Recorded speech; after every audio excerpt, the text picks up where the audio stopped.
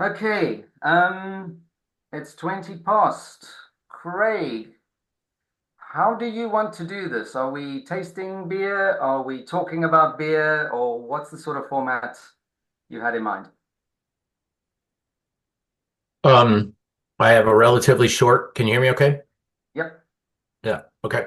I have a relatively short overview of the style, and we can do some of that, but I think we should be tasting while we're doing that because it's that kind of the level of the quality of presentation is such that you need at least two beers. Um, I didn't have my normal time to put any polish on this, so you're going to get the generic black and white uh stupid font uh, slides, but that hopefully they'll cover the main points and between all the um, links and stuff I put in the chat, you've got enough to chew on there with the beer. So we have I suggest we talk about a different beer about every 20 minutes or so, and that gets us to about 100 minutes in, which is a little less than 2 hours. Um, we could go faster if people just want to taste and move by, but 20 minutes seems about right to me. What do you, open to discussion on that one? 15, 10? I think 15 is good. 20, yeah. What is there an order? Are we going for one first? I was thinking we should start with Saison DuPont to start with. We have a dry hopped version. We could compare that. Then we have the Saint Fouin. I don't know how you say that. That's also dry hopped to kind of compare those three. And then we Some could of do us Burning have Sky and the Petite Saison. But again, open to discussion. some of us have already opened the dry hopped DuPont. Okay, as of right now. Yeah. All right. Oh, we're going to start with that one then. All right, we'll start with that one then. Okay, so get yourself uh some version of Saison, and if you have the dry hop DuPont, go for it. I've got my I've five only managed glasses. to get the normal, not the dry hopped one. Is anybody able to kind of give a bit of a rundown on how I mean, obviously it's dry hopped, but it'd be interesting to kind of get a bit of parallel notes Yeah, let's do for them. those who haven't. All right. Yeah, that's a good point. Let's do them both. So we're getting them side by side. We can compare them.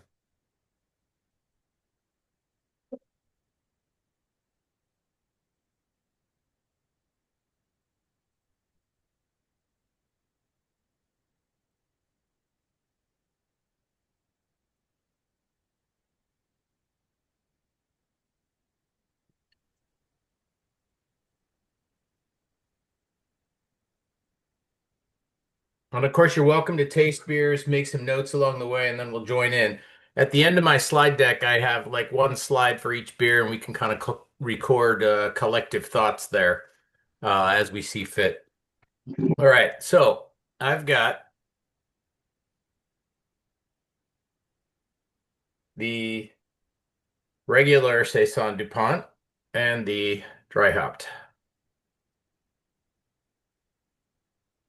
Purportedly, this is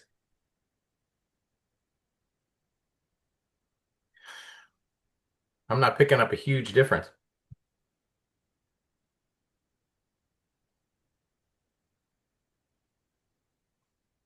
Huge hop aroma on the dry hop for me anyway.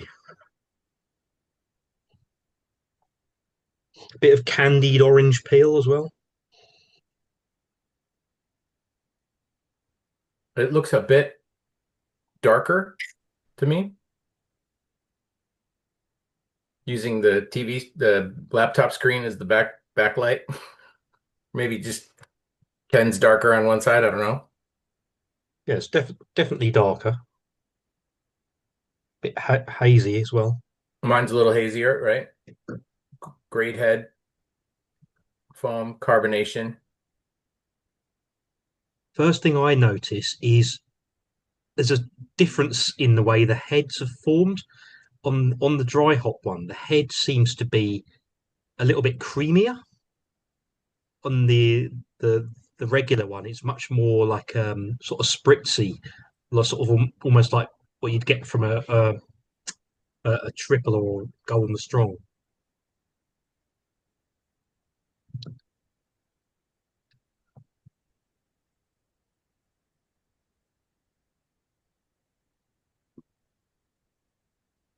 right? It's like a touch of I don't know, toastiness to it almost, or rounded. Hmm. All right, maybe we'll come back to that. I'll just run through a few slides right here. All right. So let me share my desktop.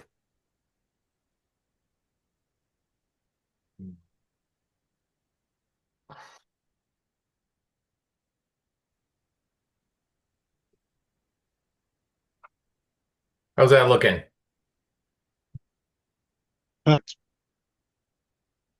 Okay, great. Okay, Saison.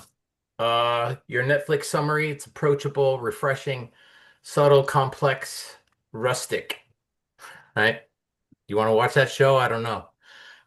It's Saison translates from German, French, Flemish into seasonal brewing. Historically, this is a family of beers, right? Historically brewed in winter by farm hands for summer consumption by these workers on large farms. They had to be large enough to have a brewery, so to speak, and enough farm hands to provide with beer. So there was, some limitations on size, or perhaps farmers would group together and do this.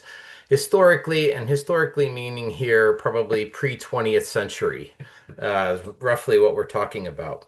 Uh, the sources here are from the Markowski Farmhouse Ales book, um, and from largely Drew Beecham's Saison Manifesto. So I'm just going to kind of rattle through this. I only have about 9 slides, so it should be pretty quick. Historically brewed with local ingredients, meaning there's going to be variety. The grains were probably malted nearby the farm where they were brewed. Um, so you're going to have variations in methods, approaches, and strengths. And beers are going to tend to be rustic and funky because they're not using clean labs to isolate strains. They're probably tasting tart, barnyard, using fruit and spices, different storage techniques that could provide all sorts of different rustic character to the beer. The style is kind of historically associated with Bologna in Belgium and the Hainaut region in particular. And generally for the time, this would have been strong enough beer for keeping, and well hopped enough for keeping, but not so alcoholic to be problematic when working the fields in the summer. And one thought that came along here, and maybe it's worth discussing, is whether or not English bitter sort of fits this same drinking pattern in terms of relatively modest beer to drink, maybe not in summer, but to have a pint and then go back to work. But one of the key things here is that the beer should be dry and thirst quenching for folks working out in the sun on farm. The modern versions, of course, are brewed in clean breweries with isolated strains or deliberately mixed strains, and they can be brewed much stronger than this typical 3.5, 4%. They can be winter warmers up to 7, 8, 9%, or brewed at table strength, sometimes called grisette, and they can be pale or dark. Although the classic versions like Saison DuPont are obviously relatively pale. Okay, the basic quantitative descriptors, these come right off the BJCP site and they kind of give some numbers to the different types. We're really talking about an OG for the standard beer of somewhere between 48 and 65, and DuPont falls near the very top end of this range. And then finishing gravities are around 02, 08 with, you know, different strengths depending upon the type. So the standard beer is pale, of standard strength, and alcohol somewhere around 5 to 7. The table strengths, the grisettes could be 3.5 to 5. The supers or the extra strong or winter warmer type saisons might be 7% on up to 9.5. So they could be strong. All right, so this as a numerical target is incredibly wide. So what if the distribution of numbers is so wide, what makes the beers a saison? And there's basically kind of two different places where I took this information from. This one is from Markowski's Farmhouse Ales, which is divided into kind of two halves. The first half is Bière de Garde, and the second half is Saisons. So, um, Saison characteristics here. It should have complex aroma, fruit, spice, low phenol character than most Belgians, but some perhaps. Usually from the yeast strain, but sometimes you can get the complexity from the usage of actual spices, coriander, cumin, other spices, and hops. The beer should be well hopped, often more aggressive than other ales. Emphasis is usually on the aromatics and flavor more so than bitterness, hence the bitterness units of like 20 to 35. It's not American Pale or IPA. It's kind of more middle of the road territory. The defining characteristics also include being bone dry, extraordinarily well attenuated, lean in body, and dry in mouthfeel. The attenuation should be something around 80 to 90%, usually for the yeast strains that we're talking about. That it should be highly carbonated and spritzy, right? So you're looking at, 3 to 3.5 volumes of CO2, and then it has retains some of this rustic barnyard character that can come from the yeast, hops, grain choices, perhaps spices, fruit, and of course the beer should be refreshing. So even at the strengths, high strengths perhaps of the dark ones, I've not had the dark or the strong ones. I imagine that these characteristics kind of need to show up to identify it as a saison. All right, so the manifesto. So that was 2004 by Markowski. The Saison Manifesto from the Maltose Falcons is one of the oldest homebrew clubs in the U.S. And Drew Beecham, who's known well from the Brewing Network and experimental brewing, he has this manifesto that says a saison must be dry. It must be earthy, spicy, lively, tangy, and yeast driven. Okay, so this is kind of similar, highly attenuated, no sweet characters, earthy middle character with the malt and earthy tones to set up the spicy, biting CO2 finish. Um, and it should have some carbonation to kind of lift all of those things, perhaps a touch of sourness, not really a requirement, nor is Brett. But as farmhouse ales, these could certainly have had Brettanomyces in them. They could have been barrel aged. They could have had some lactobacillus in there. So there's a lot of things that there are a lot of avenues to explore it in this beer, this style or family of beers beyond the sort of base classic style that's very similar to DuPont. Um, Treated properly, the yeast can produce pretty much all of these characters, so you can make great saison with just basic ingredients and a saison yeast and drive it the way you need to drive it. And from the Brewing Network podcast on Jamil's, Brewing with Style or something, there's one of the guest hosts there who says, as far as I can tell, the only thing that makes, a saison, it is a beer made with saison yeast, and that kind of speaks to the yeast-driven nature of the style. Now, some classic examples of the standard are DuPont Voisin, if I'm saying that correctly, probably not. It's probably coming out horribly in my Midwestern US accent. And Phantoms Saison as well. Again, these kind of fit into the top end. Well, the Voisin is in the middle of the BJCP styles for the standard, and both DuPont and the Fantôme are kind of really at the top end of this. The purpose of including this is it kind of illustrates what one could do with the malt profile. According to Markowski, the Saison DuPont is made exclusively with Dingemann's Pilsner malt, East Kent Goldings, Styrian Goldings, of course, the DuPont yeast, and it's fermented pretty hot, according to the book. Starting the fermentation at around 30 C and driving it as high as 35. Now, there's some disagreement about that. If you look, Malt Miller has a Saison DuPont clone. It is not just pure Dingemann's malt. And it does not advocate necessarily using such high fermentation temperatures. So that's something to kind of we should certainly discuss. The Voisin here is a little bit lower in initial gravity. You'll notice that these, for the strength, the initial gravity seems a little bit low relative to other beers, partially just due to the really high attenuation. So that's something to bear in mind when you're putting a recipe together, that that high attenuation means that, you know, a 1054 beer is coming in at 6.5 rather than five and a half, right? Because it's going to dry this thing out considerably. So you can just go with straight up Pilsner malt. You can also blend in some Munich, some caramel, as in the middle one there.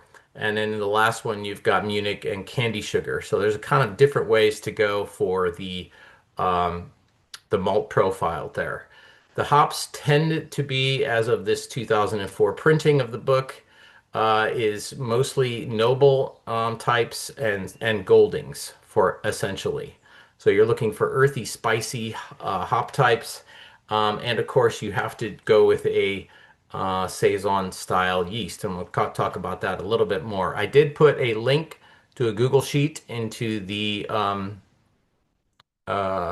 Slack channel that has a spreadsheet with all the manufacturers' specs on what I could identify as the most accessible Saison yeast. And basically, every single yeast provider has about three Saison yeasts or more, and then blends and Brett and everything else.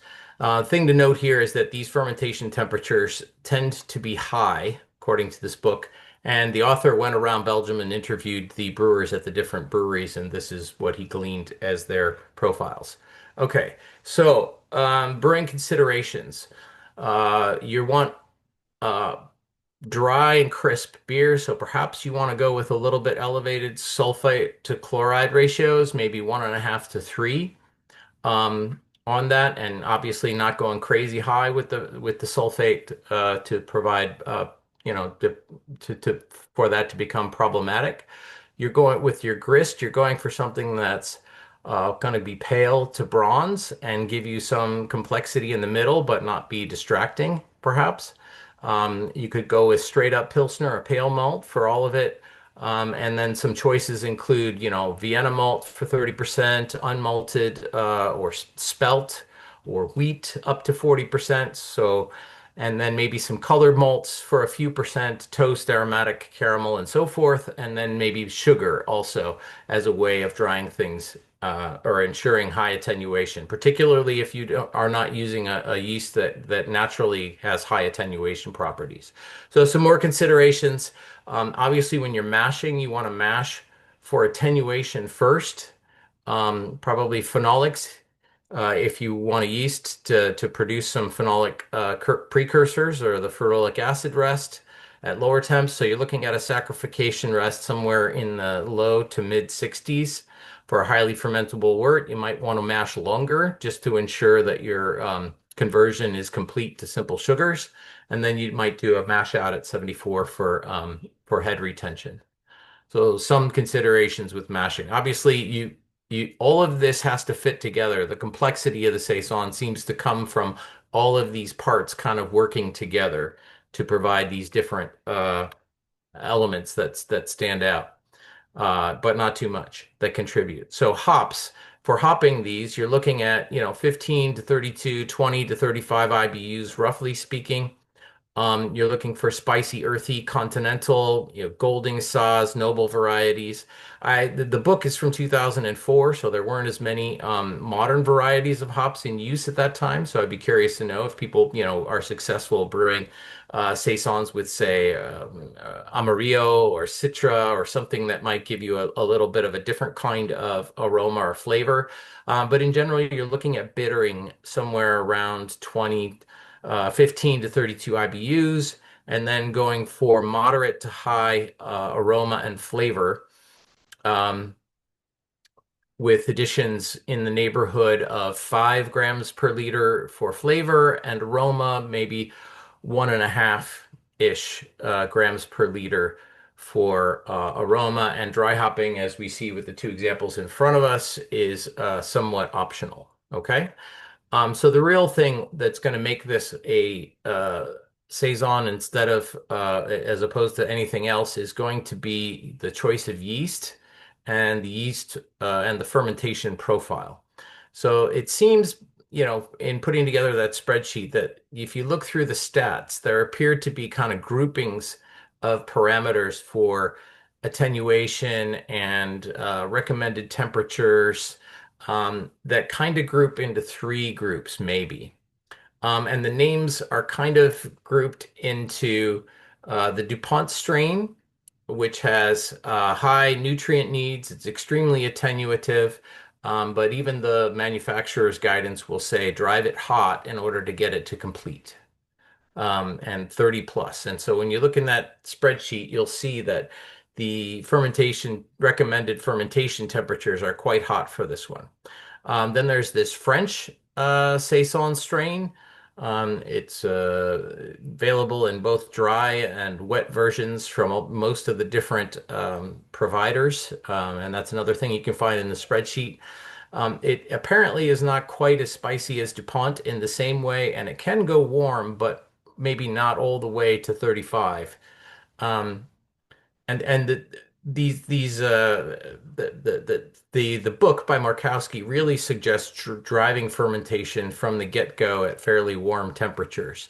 And I think some of that modern recommendations are to not start your fermentation there, but to end your fermentation at high temperature. In other words, you do your growth phase of the yeast for about 50% attenuation, 30% attenuation, where the growth of the yeast is essentially done, and then you start driving the temperature up to get it to finish at high temperatures.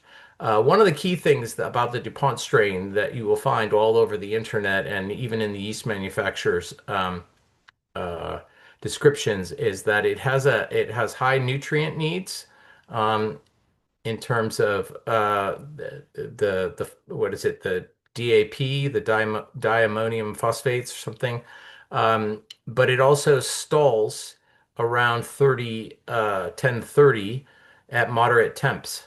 And there are sort of two recommendations on getting past this. This is a problem. Usually the recommendation is if you just wait a month, it will finish. Um, if you drive the temperature up, it may finish a little bit quicker. Alternate suggestions also include fermenting open, as they suggest that these yeast strains are back pressure sensitive and that can cause them to stall, particularly the DuPont strain.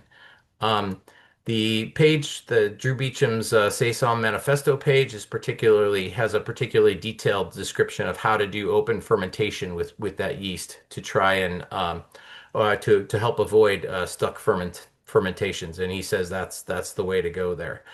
There are other ways around this. You can pick a different yeast strain. You can pick either the farmhouse or the French Saison strain, and they apparently don't have this stalling characteristic, but they have slightly different flavors and contributions to the beer and character. There are also yeast blends. Some yeast providers will suggest that you mix two of the strains, the DuPont strain with the French strain, and ferment that. And then when the DuPont strain stalls, the French strain will continue on and dry your beer out. So you can purchase yeast blends that way. And then there are some genetic variations where, like the Saisonstein is a genetic marriage of both the French and the DuPont strains to get the dryness, the spiciness, the flavors, but also the performance characteristics of the French strain. And we have some fans in the club, I think, of using that. And so mixed fermentations with other things like Brett and lacto are other things that can be done as well. Okay, nearly done here. So beyond the standard, one of the characteristics of this style is rustic funkiness that can be there, and that can be subtle, or it could be perhaps a little bit more pronounced. So there's a lot of variations one could play with once you've kind of got your basic Saison style down. And I know Jacques has done some of this type of exploration. And my general sense of this is that you kind of focus on local twists with local ingredients and focus on complexity rather than kind of dominant characters sticking out. So you can go with wood aged, lacto. You can put in fruit. You can use different kinds of spices, and you just want to be careful of flavor clashes when with these when going for a complex beer like this. If you have bitter and tart or bitter and roast, tart and roast, these are all kind of the standard things that one might run into and should be careful of. Also, if you use Brett, it may eat up the hop bitterness from the beer and leave you with something that's going to be a little bit less bitter. So that's kind of all I wanted to say to set the stage here for that. Um, I have And maybe this is a good place to taste this beer some more and keep that moving along. What do we think of these two that we have here? I really liked one of the descriptions. It talks about earthiness, spiciness, and in the non-dry hop version, I really get that earthy aroma, but then the spicy, peppery, probably the peppery part comes through more in the flavor, but the earthiness more in the aroma, for the Saison DuPont. The dryness is very apparent. And I also think that's what makes the beer. And I love how they talk about the spritziness sort of cuts the spiciness, and that really works for it. It makes you want to drink it quickly because you'll lose the carbonation, no? Yeah, I find it very refreshing. I mean, for a 6.5% beer, it's a little bit dangerously refreshing.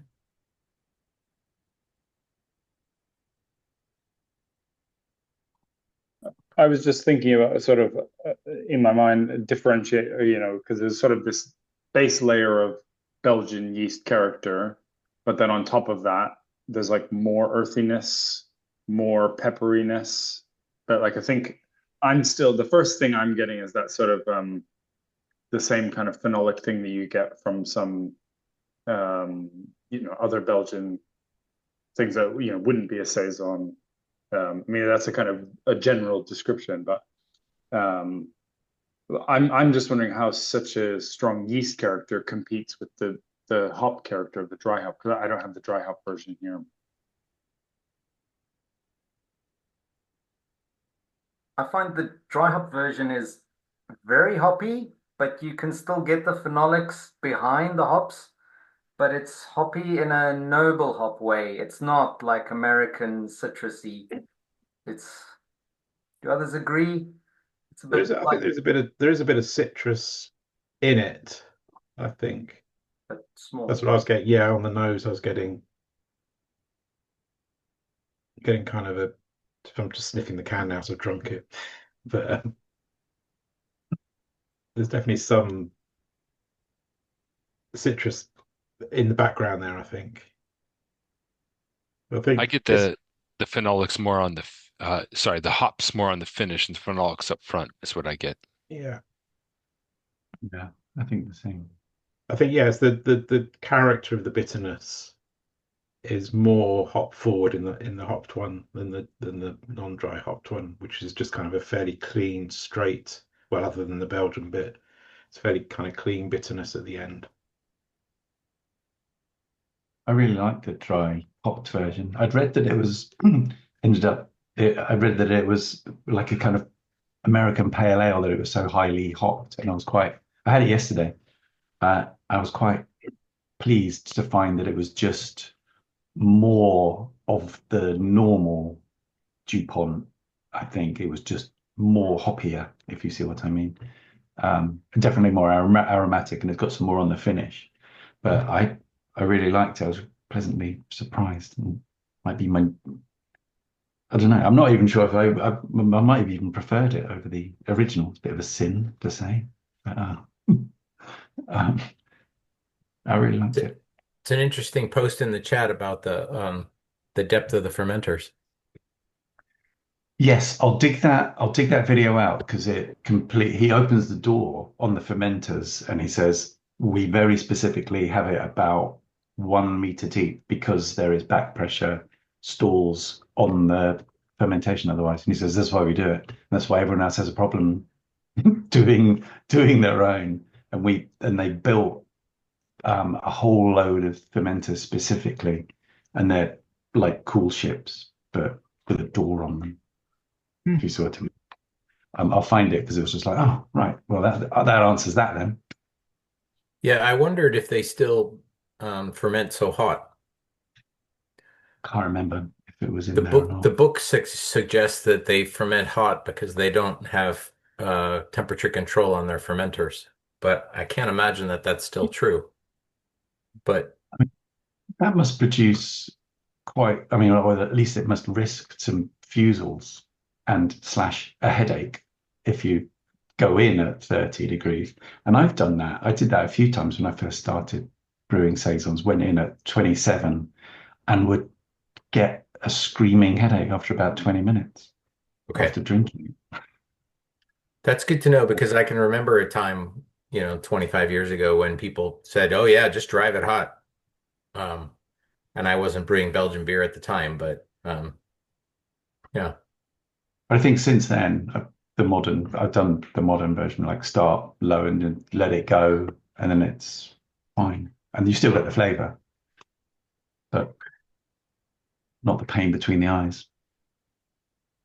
Yeah, it's like the only yeasts that seem to be actually capable of producing beer at those sort of temperatures and not produce fusols are your Kvike strains, which they just say, yeah, just pitch it at like 35.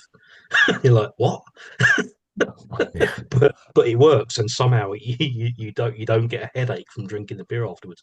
But Yeah, yeah, the these I would say just yeah, growth phase. You want to keep the temperature like reasonable, and once it's done the growth, then just go if you want to do that. Mm.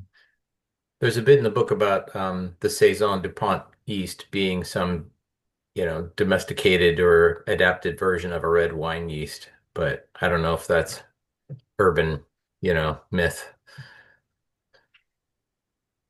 I was going to ask what people's experience was with like it's like diastatic positive yeast, isn't it? Like that's why it dries out so much. Because I had an issue once where I did a saison, and then the next beer I did after that finished much drier than it was supposed to because I think there's a bit of diastaticus that kind of didn't get fully cleaned out. Early homebrew mistake sort of thing. But have others had that experience with just sort of yeah, drying out so much?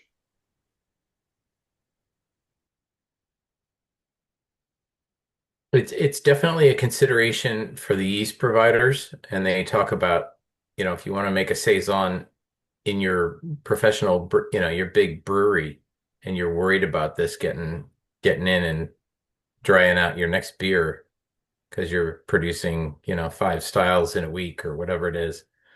That's why they have some of these saison strains are actually not diastaticus. Um, and they produce the similar flavors, and so you have to do some recipe manipulation in order to, yeah, pump it with some sugar and get your mash temperature very low to try and get that high attenuation.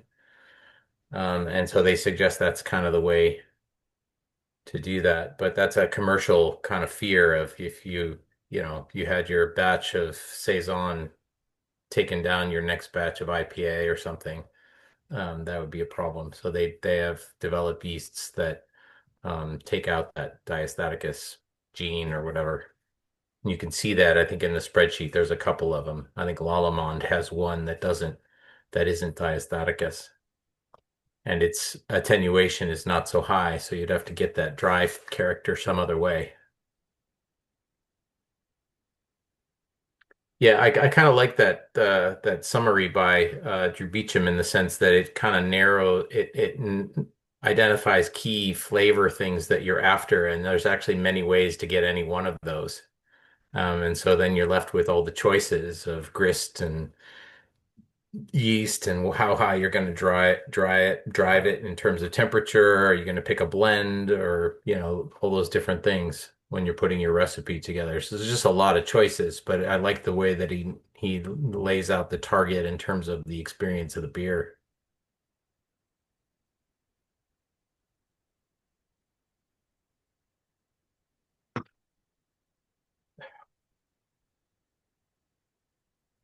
We were I talking think that's about. one of my favorite things about the style is that it is so wide ranging and such a wide target. There's very specific characteristics about it that you can get from various different um, methods or ingredients or that kind of thing. And yeah, it's generally the yeast, as you pointed out earlier, pretty much.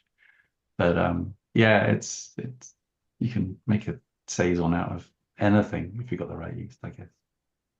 I did a split batch for the sours for the last Hazen Brown. Half of it I fermented with the is it the BE 134 elevated temperature, and that even though it's a Berliner Weiss and it's kettle soured and it's got mango in, it's still kind of got a saisony overtone.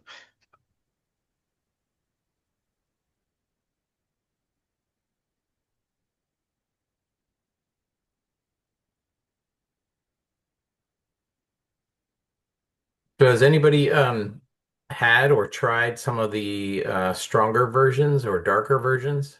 I mean, the ones we have before us today are somewhat all standard in a way, or maybe on the low side. Does anyone have the high side one? I do, yeah. I haven't started them yet, which is why I'm still upright. But yeah, I've got one at 8.5 and one at 12.5. So yeah, Well, I look forward to watching your decline. thank you. It will be swift, Craig. Very swift. I've, I I've got a won't couple. disappoint. I've got a couple of Siren do their barrel age stuff. They released some barrel aged fruited saisons. I've got a couple of those in the fridge, and a bottle of the now departed Beardall Fish. I've got one of theirs. And they're stronger, are they, Joe, or darker? Yeah, the say the Siren ones are sort of 8-9%, I think.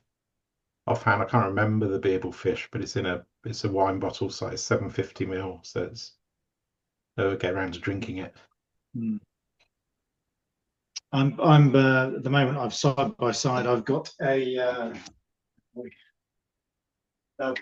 northern French saison by Agnor, and they've won a bunch of awards with it. It was pretty random as a find, but it's paler and drier and more bitter and more citrusy. I think it's claimed to be sort of a more modern twist on Saison Dupont. And I was really surprised when I opened the Dupont to find that the malt tastes so much richer in it. It's not as pale as I remember it at all, and it's more earthy. Um, yeah, they're quite different, but still distinctively, like you said about Drew's guidelines, unmistakably both of them saisons. You know. So how many saisons do you see in France? Is it quite normal? Um, uh, there are you can still find probably not where we are as much, but I've definitely been to plenty of other places where the supermarket shelves might have two or three in there. I was quite disappointed that it took me so long to find the Dupont, and I've definitely seen the Savoy around plenty. But it's not, in speaking to some of the bottle shops that I called, trying to, work my way around and come up with something to drink tonight.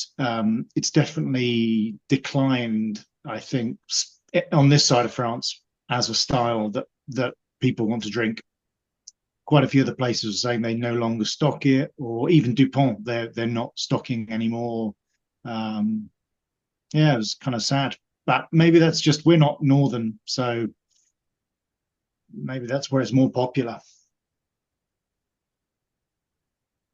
What's the refreshing beer that fills the void? Is it just lagers? We see a lot of Bière de Garde, Okay, lots and sure. lots of Bière de Okay. Garde, and lots of Belgian, you know, yeah, sort of probably lots of Belgian golden beers. Yeah. I remember hearing Beer de Garde mentioned earlier. I don't think we talked about the difference between a Saison and a Beer de Garde, did we? No, well, that's another farmhouse style, isn't it? I know they're closely related. The and I don't know the difference, but the bearded guards, the yeasts are not, as far as I know, positive, phenolic positive. They don't, you don't get that peppery twang in anywhere near the same way. They tend to be richer, maltier, less dry, less highly carbonated. Uh,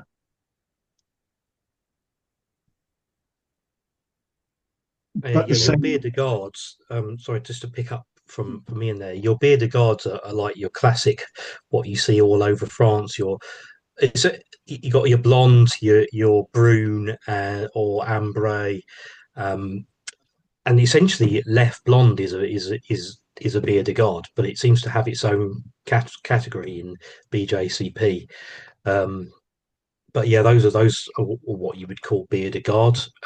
So they don't really taste that close to a saison. They don't have that strong phenolic sort of. Well, it's not that saisons have strong phenolic, but the phenolic aspect of the bearded guard would be sort of even lower, and they'd be sweeter and aged.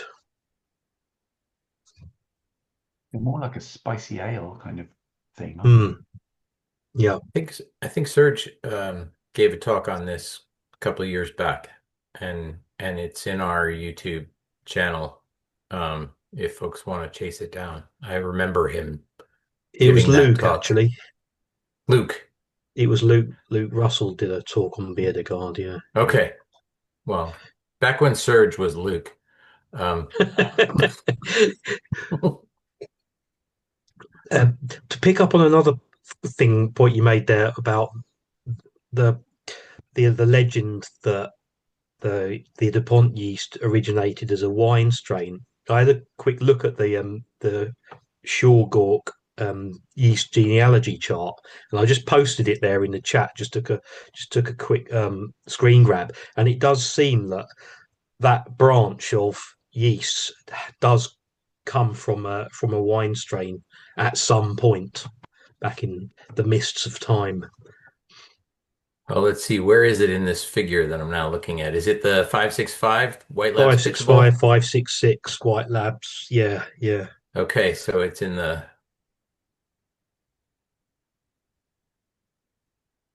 yeah,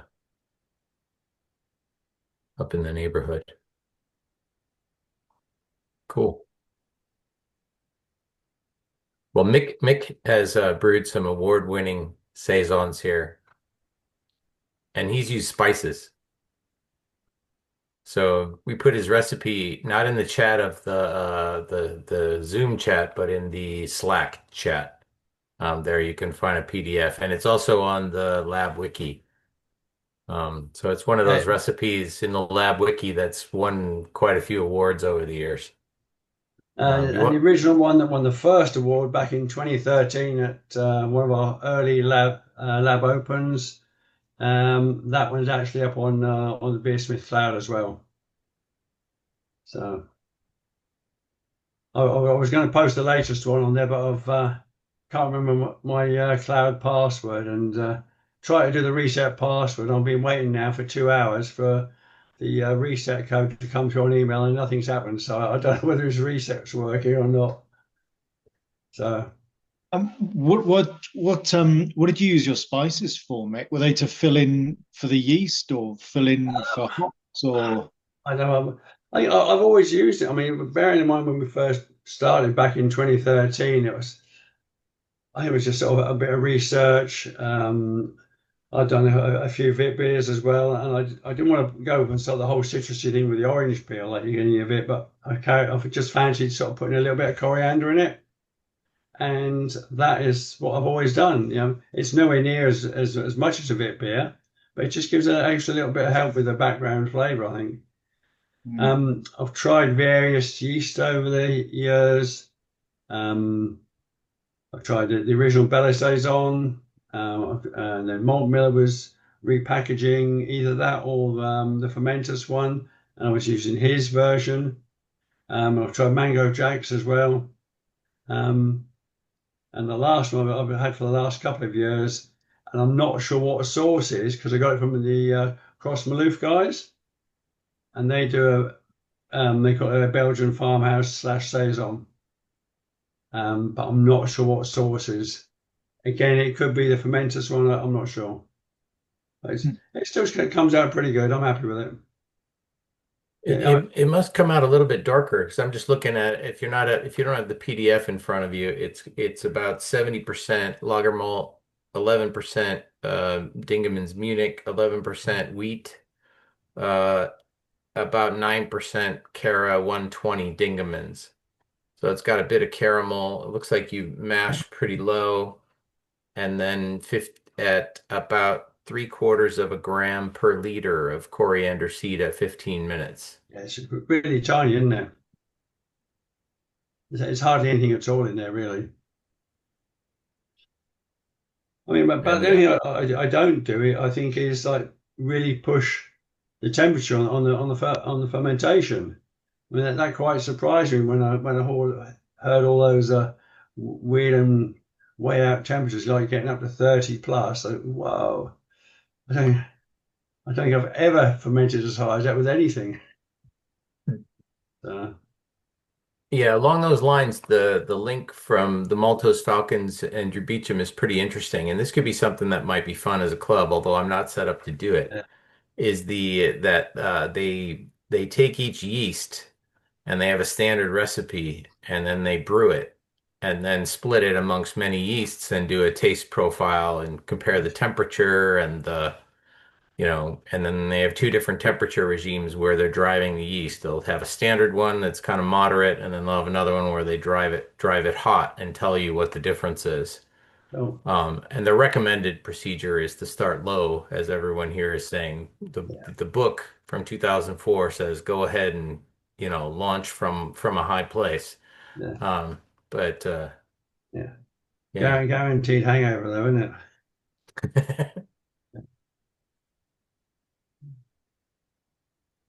It's funny how we go through these phases of everybody thinks this is the cool thing to do, and then the hangover sets in. Oh no. And thank you. Definitely not. Yeah, I mean, I was looking at that Maltese Falcons thing, and so I posted a link on the chat as well that sort of does a comparison between the yeasts. Mm-hmm. I started reading that. I thought it was quite interesting as well. Like you're saying, they do sort of two fermentation profiles and just sort of do the comparison at the end. So like I say, that could be a good starting point to have a solid read through that to see if it challenges any of my thinking so far. But I've looked at all my Beersmith recipes, and over the years since 2013, I've probably brewed it 7-8 times. Not one has been exactly the same. It's like a lot of the time it's okay. I want to brew a saison. The time is right.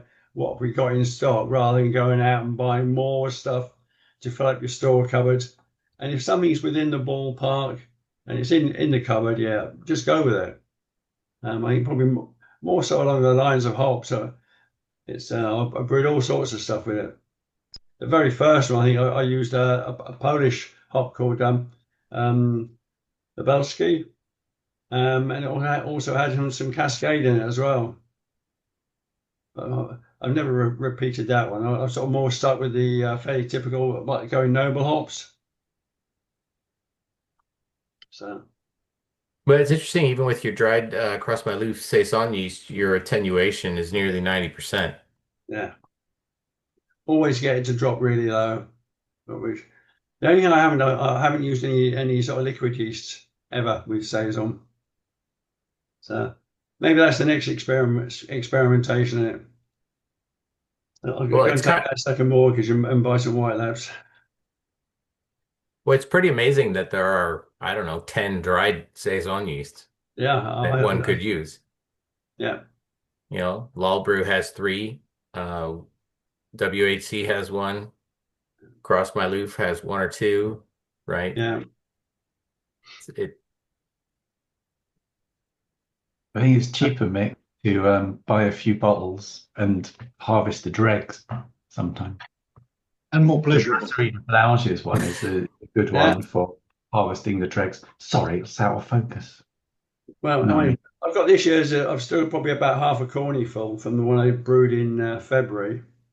So if all my licensing and everything comes through as I said, seems to intimate from my meeting with HMRC ladies last week, then maybe we can harvest some dregs off the bottom of the corny and distribute it that way. Oh, yeah.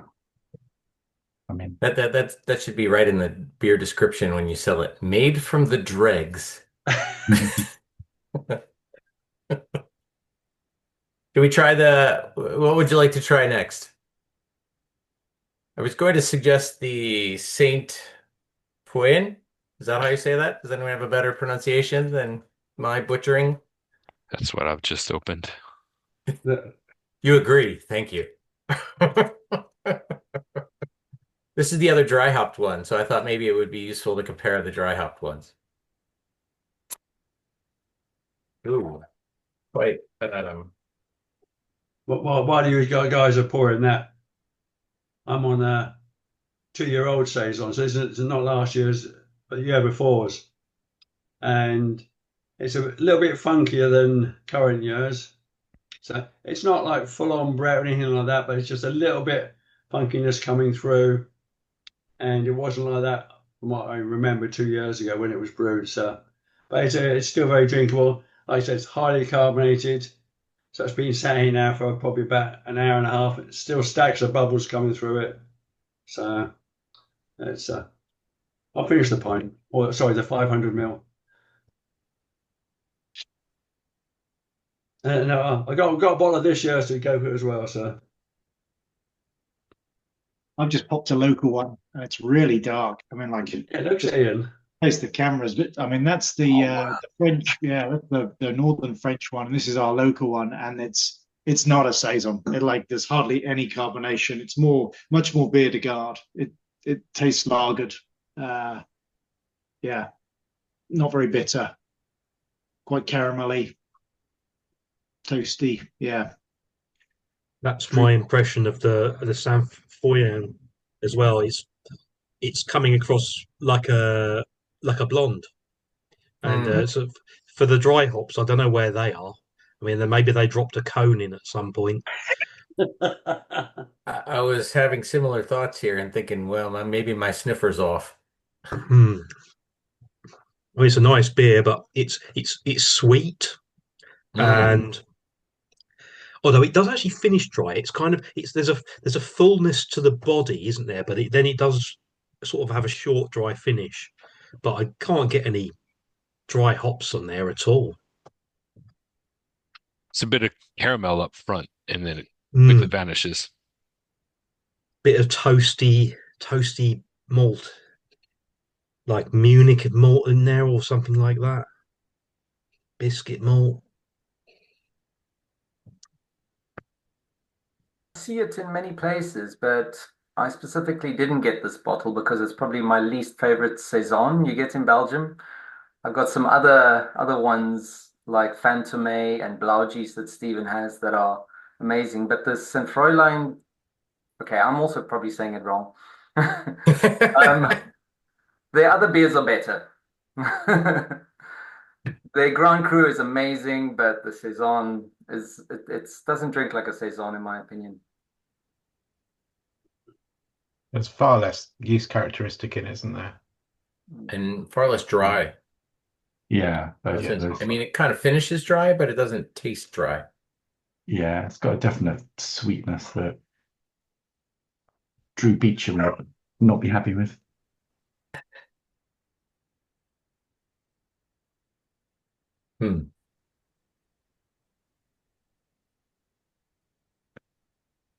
Perhaps at this point, it's time to thank our sponsors. you're a true break. Every 15 minutes, a beer is under attenuated. That was Rick's lead in. £5. Yeah. You could rescue stalled fermenting.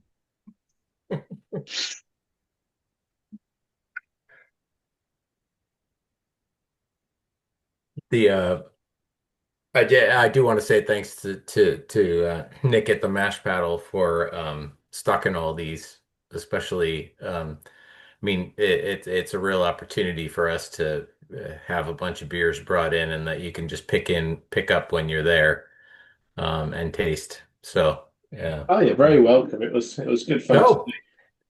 didn't even see you on the call there. Thank you. Yeah, I just popped back on by coincidence about a minute. Well, no, I've been on, but I just turned my camera back on about a minute ago by coincidence. That was embarrassing.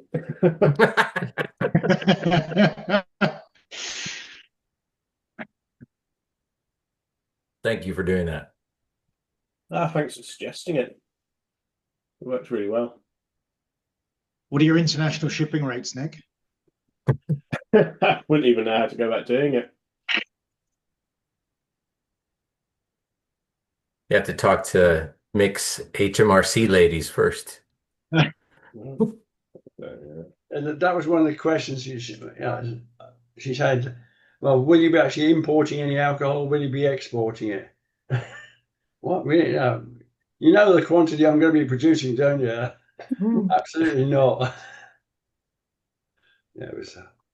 Yeah, it's like a grilling for an hour and a half. It was. Mm. It wasn't just a quick sort of 20-minute. Oh, come out, let's have a quick chat. It was like 20 minutes in the brewery to have a look at all the setup and ask questions, and then I had to produce a business plan. Believe it or not, complete with financial forecasts. They're really shitty at the moment. Jeez. Yeah. I'm not going to go into it because we've got a recorded call here, but my last week was not fun. Yeah. I think I turned the profanity sensor on, so if you want to mix in swear words, they will become unintelligible. Does it replace them with compliments? Mm-hmm. Lovely, lovely. Yeah, that'd be a cracking bit of AI, wouldn't it? It fills it in with QBRDs. Very the good place. I did throw some kind of unorthodox recipes into the Slack chat in PDF because I couldn't even think of commercial examples of dark, strong saisons or fruited saisons, and so there is one in there that's sort of a dark winter saison that's base malt Vienna. It's got a bit of special B, some chocolate, a bit of carafa, a touch of roasted barley. And then it's fermented with the American farmhouse blend, 8.5%. It's, better than 90% attenuation, so it's gonna be a bit funky, and it's gonna be highly attenuated. But I have no idea what if you were drinking an 8.5% beer, what that would look like as a saison, right? Anyway, there's some, food for thought if you're thinking about a recipe. And I haven't brewed a lot of these, but I'm thinking kind of maybe of the dark strong type because by the time I'm able to do it, it'll be ready in time for Christmas, essentially. Yeah, they looked really good. I'm willing to try. I may not get around to it, so that's not a promise. But I like the look of the winter saisons a lot.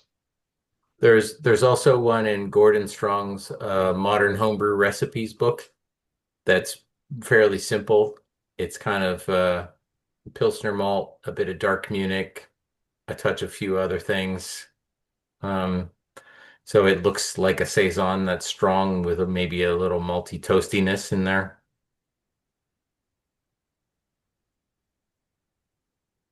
And then there's some other things here.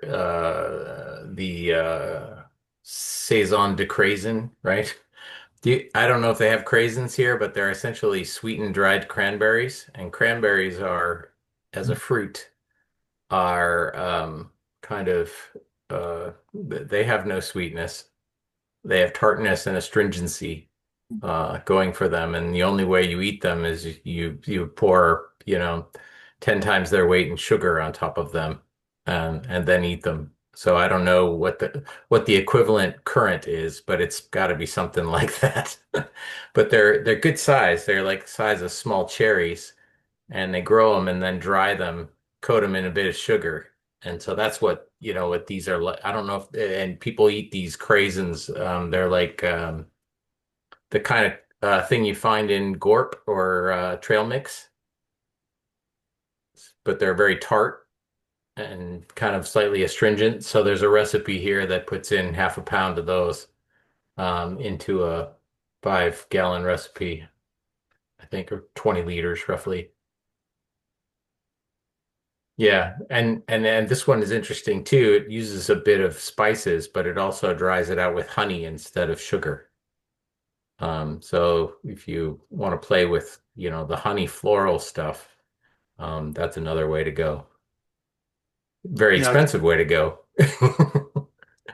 I've done that in a saison. It's amazing, but you need a lot of honey, and the honey you use matters. Try and find your local honey from a farmhouse shop, not supermarket honey.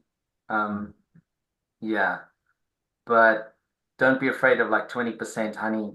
Um, it's and if because the aroma doesn't always stick around, but yeah. One of my favorite saisons I've ever made, that was many years ago, was with honey. Yeah.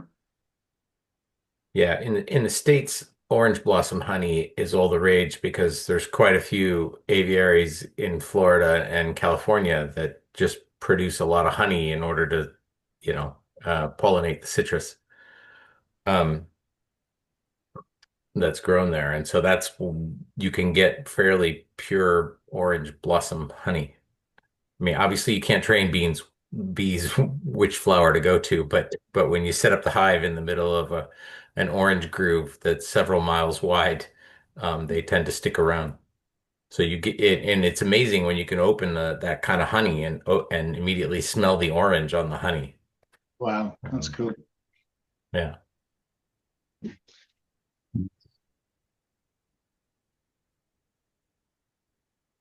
You can get orange blossom honey in Tesco, by the way. Probably an expensive way of doing it. think it's in Costco as well sometimes. But yeah, not cheap. Yeah, I don't think there's a cheap way to get orange blossom honey. Cheaper than raising bees, I would have thought. Mm. Less dangerous, maybe. Yeah, less sting in it. Actually, at my land on campus, there's folks that come in and tend bees, and they have a few beehives hidden in various in weird places inside of the car parks, so that the bees will come around and pollinate everything on campus. Ooh.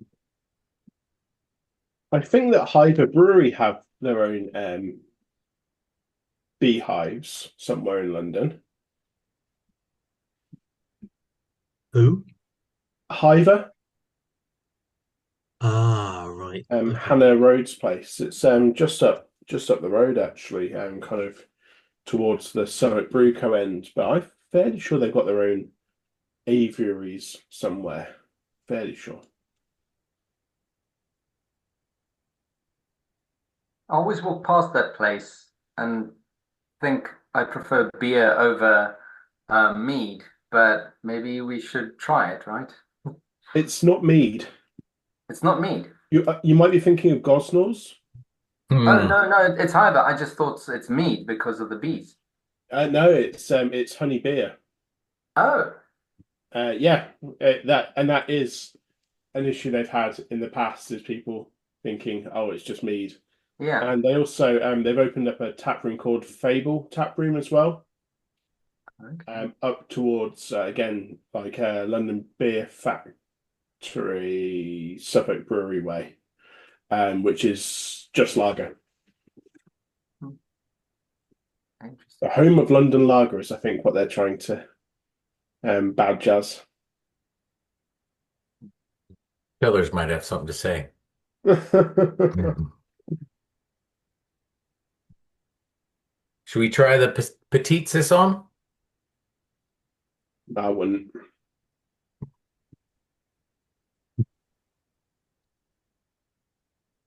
Uh, I've gone the other direction. I'm going for the Dupont Bonvert, and 9.5%. Still supposed to. I think it's still supposed to be a saison. That's an amazing beer. It's almost like it drinks like a mixture between a triple and a saison. It's beautiful. Yeah, It's it's so beautiful. good. Apparently Oh, they bottle with 4 different strains of yeast. I once tried to ramp it up from the bottle, and the sort of aroma was there, but in the end, it didn't taste exactly like it. But I've tried to clone that beer, but unsuccessfully. But wow. yeah, It tastes sort of slightly honeyed. There's almost like a bit of something champagne about it, the flavor. And yeah, I'm not sure I would recognize it necessarily as a saison. It's definitely not as bitter as their stock. There's some earthiness, and it smells like it's been aged. Maybe it has. Maybe it's a stupid thing I've just said. But it smells. Yeah, definitely tastes like. Do they age it, Jacques? I prefer them younger, but usually by the time they get to London, they're a bit old. But not Mm, overly badly so. wow. There's a load of yeast in the bottle as well. Yeah. Mm. Oh, Are we talking about next now? Is he going to give us a rundown? We're talking about the avec le bon vœu, with Oh, best wishes. I think it means with yeah. best wishes. Yeah. This is where we witness Ian's decline, right? This was his apex. I'm just noting it right here. They're going There will off in be a minutes graph now. later that shows like Ian's diction as a Yeah. function of time. The camera just suddenly goes off, or I Yeah. dissipate from the screen. My screen stays on. Yeah, the blur doesn't just affect the background. What's the petite? Yeah. Nick, can you tell us a little bit about this? I don't want to put you on the spot, but but I'm putting you on the spot. I was kind of expecting that, don't you worry. So it's a obviously it's a light beer. It's a Petit Saison, only at 3.4%. But the idea behind this is that you're trying to do the Saison style, but almost in the kind of the light lager space in terms of I guess the strength that you're looking at. It's not lager, it's brewed like a saison, but it's a lower malt bill, comes in at 3.4%. And the idea is it's meant to be quite dry, quite crisp, quite floral, but without any of the kind of the heat that you get from. I mean, I know a saison today have been in the lower end in general, apart from apart from the 9% we've just been shown. But yeah, that was kind of the idea behind it. Completely works. Okay, you call it's a farmhouse. You call it a farmhouse, I think, and I need to open mine and give it a try.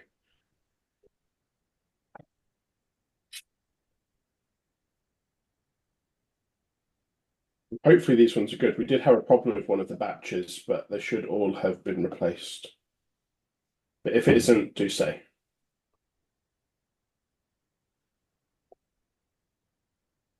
No, it's very nice and refreshing. I mean, this Yeah. kind of comes in at the low end, the session kind of style end of this. That was the exact idea because we were doing it alongside the pale and the double as well. So the idea was how do you get something across the whole range? Because then someone will buy one of each. I really think the Saison style really does lend itself to these kind of light, kind of crispy beers. I find it odd when you get the ones above sort of 6%. I mean, obviously Saison Dupont is the canonical version, but like I think that sort of 3, 4, 4.5%, that's really the sweet spot for Saison because it has so much yeast character. It kind of carries it, even though it doesn't have the alcohol. I I think I really like them in that sort of lower range. But having said that, I haven't had Le Bon Veur or one of these ones that's in the higher end of the range. But I think, yeah, I really think like the kind of crispiness, the peppery sort of yeast character really carries it, even when it's, under 4%. What yeast did you use, Nick? This is a lot I'm- cleaner than I'm desperately looking that up now, but I cannot find it. I should have had all of this prepared, really, shouldn't I? I will find that out and get back to you on that. What yeast was it? Will be around somewhere. It seems like the Saison breweries, even in Belgium and even in the UK, like Burning Sky or Siren, they make lots of variants. Like they have a Saison kind of base that they work with, and then they're constantly batting off of, okay, this year we're gonna go spicy. This year we're gonna do a bit of fruit. Now we're gonna go a little stronger or a little bit wood aged. Do you see yourself kind of playing with this a bit I in mean, the we at the are 3.4% range? we are I don't starting to know. experiment with our yeast more now. I've traditionally stuck to my, SO4, USO5, etc., things like that, just mostly because uh, yeast is a very expensive thing to get wrong. You can spend a lot of money on yeast and turn out it's not the right one. So I've mostly stuck to those ones rather than the kind of the pricier ones. But we are starting to experiment with yeast now, so should be seeing some more of that in the future. Do you brew this in the paddle there in the arch, or you No, have a? do you know the Belgian brewery, Hmm. Bishop Stoufford Way? So it's brewed up there. So they're he's a Belgian. He's Belgian and he comes from a brewing family and he's set up in the UK. So it's brewed on the same kit, Dave Porter kit up there as well. But yeah, it's brewed there and then we bring it in bottles. Cool. I suppose he's less likely to be panicked if you've gone for a chewy yeast. Yes, that's true. But this is our own take on it. This isn't the same as theirs. Theirs, I think, they do a petit saison, but I think it's about 6% and a bit. Which is why ours is the petite saison instead. Yeah. 3.4%. And is this so? In terms of this being yours, Nick, is this effectively like gypsy brewing, or like how does that work? Because you do brew stuff on site, don't you? So Yeah, so we brew some stuff on site and we brew some stuff elsewhere, and then we have some stuff contract brewed elsewhere as well. okay, It just depends on capacity. So yeah, some of it we'll get just brewed to our recipe under contract. Some of it will actually go there and brew. Some of it will brew on site. nice brewing this in a Belgian brewery. That's pretty cool. Well, that was kind of a big part behind it. So this is brewed at the Belgian brewery. The Czech lager is brewed at a Czech brewery.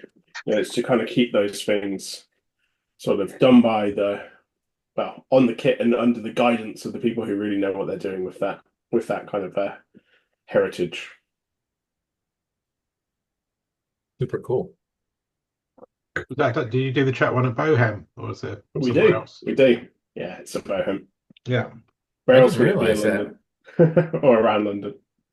What do you call that one? It's the lager, Just a lager, just mate. the lager, just the lager. Just a lager, mate. I think that doesn't do justice to its Czech roots. That is true. I mean, you can only see if you look on the keg badge and you see that it's got the Saz and Kazbek hops in it. But yeah, it doesn't actually look very Czech. You should translate it to Czech. Just the lager in Czech, right? I mean, the whole idea behind calling it just a lager is to triage the massive amount of people who come on a Saturday and you say, "What do you want? We've got 16 beers to go, just a lager, mate." It's like, well, I've got a beer for you.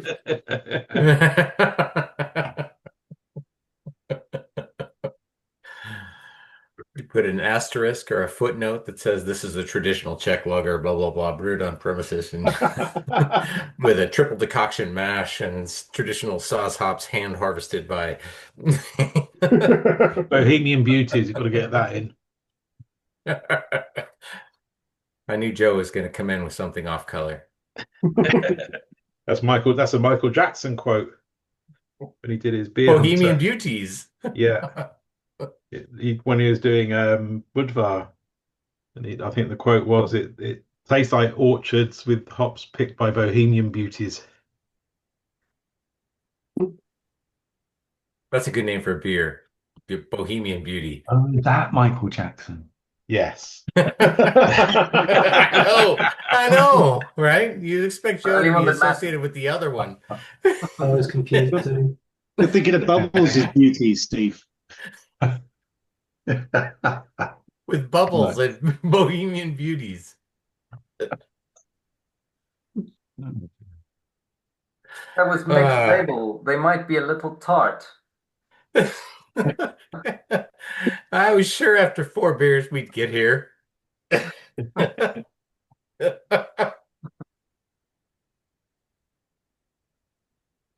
look, I'm impressed by Ian's fortitude for still being upright. Oh no, this is. But I must admit, I do agree with Joel. Actually, like I think a lot of the pepperiness, it's not. I reckon if you poured a sample for most people and they tasted it, they would be hard pushed to pick out Saison. I think a lot of the yeast character has been covered, and I mean it's just the malt is so much stronger, like it is with these amped up beers, that you lose a lot compared to a 6%. It's interesting. I mean, you gain a lot clearly too. Whether I'm losing or gaining is yeah. We'll see. I know we've touched on yeast a bit, but what are sort of canvassing the room? You know, what yeasts are your favorites? I think you mentioned the Cross My Loof Saison yeast. Was that the Lille Saison one? That I think that's what they call it, Lille Saison, or is it, they've got another one that's probably Belgian Saison, but I'm not sure exactly what it's called. Go and check. Well, Across My Loof has changed a little bit in the sense that they moved in the last year, and I've never really understood the origin of their yeast, because they'll just sort of rebrand stuff. It's basically repackaged, you know, yeast from somebody. I always thought that was a bit dodgy, but yeah. And then I think I've used like Mangrove Jacks, those Saison yeasts. But what have others used, and what kind of notes do you get from them?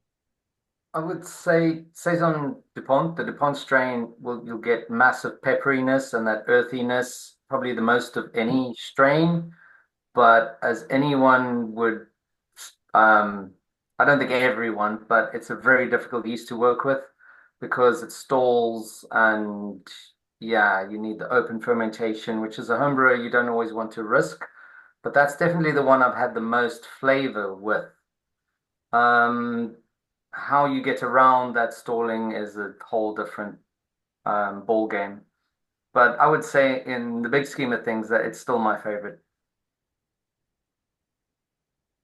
even over the Saisonstein, which I've heard you kind of wax poetically about. So I really like Saison. If you've ever seen Young Frankenstein, you need to see it, right? Yeah, because this would be like Young Saisonstein. It has the DuPont pepperiness, but it's not as pronounced. But it's much easier to work with, and I've had 95% attenuation, no problem with it. So the dryness is there, the phenolics are there, and it's just easy to work with. You don't have the problems that you have with the DuPont strain. But if you're really going for full-on pepperiness with that earthy character that you tasted in the DuPont earlier, yeah. So it's up to you to risk it. But if you don't want to risk it, then Saisonstein I would highly recommend. But I've used that as well, and so has Guy. Guy likes it too. Saison is really, really great. Yeah. Yeah, it's good chisel. Anyone used the now defunct Belle Saison? I still have one packet of that left. It might be the only packet left in the country. Wondering whether I should use it. Yeah, you should wait for them all to die. Then set up a Is business. That's Missed a that. pity. What's happened to Belle Saison? Yeah, the Belle Saison had this sort of orange peel aroma you'd often get, which was really lovely. And now it's gone. I don't know why they discontinued it, but They it's a bit of a workhorse as well. Yeah, they still sell it, but in 500-gram bricks because they've moved it off their homebrew packaging line for the whole diastatic thing and everything. So yeah, I've used So that quite a few times in the past, and I think Mick has as well. Yeah, it's not as peppery; it's more orangey, sort of very approachable. Yeah, if you're going to try and give a saison to somebody who regularly doesn't drink beer, that's the one because yeah, everyone I gave it to loved it. Whereas like the farmhouse saison I've tried since, ooh, peppery, no. Yeah, I think that's a good call on Belle Saison. It's like a family friendly Saison, Yeah, isn't it? yeah, it's not going to Yeah, win you any it's good. awards, I really but like it. yeah, So if you look at that spreadsheet, the description clearly kind of says that the Lull Brew farmhouse compared to the Lull Brew Bell is the farmhouse is the non diastatic one. Right. And they kind of hint or say straight up, if you're worried about having diastatic yeast in your brewery, use the farmhouse. Which kind of alludes back to Joel's comment earlier about I did a Saison brew, and then the next brew is much more attenuated than I expected. Yeah. Is that, which also alludes back to Steve's presentation on cleaning up his act. Well, yeah. And it's all right to do as long as you blast the shit out of it once you've done. That's it. So maybe we should set up a Could have been a really series short presentation. Yeah, we could have a series of presentations where you link from use the crazy yeasts. Now clean your shit up. Yeah. That's true. Yeah. But it's kind of clear in their description that they were engineering something that people who are worried about contaminating their brewery with diastaticus could adopt and not lose sleep at night. So is that the reason they moved it off the homebrew then, Daz? That it was people were too worried about it? Because I mean, it's by far from the only one that's diastatic. yeah, no idea to be honest. But yeah, they still sell it in the 500-gram bricks, so it's not like they're not producing it anymore. So Yeah.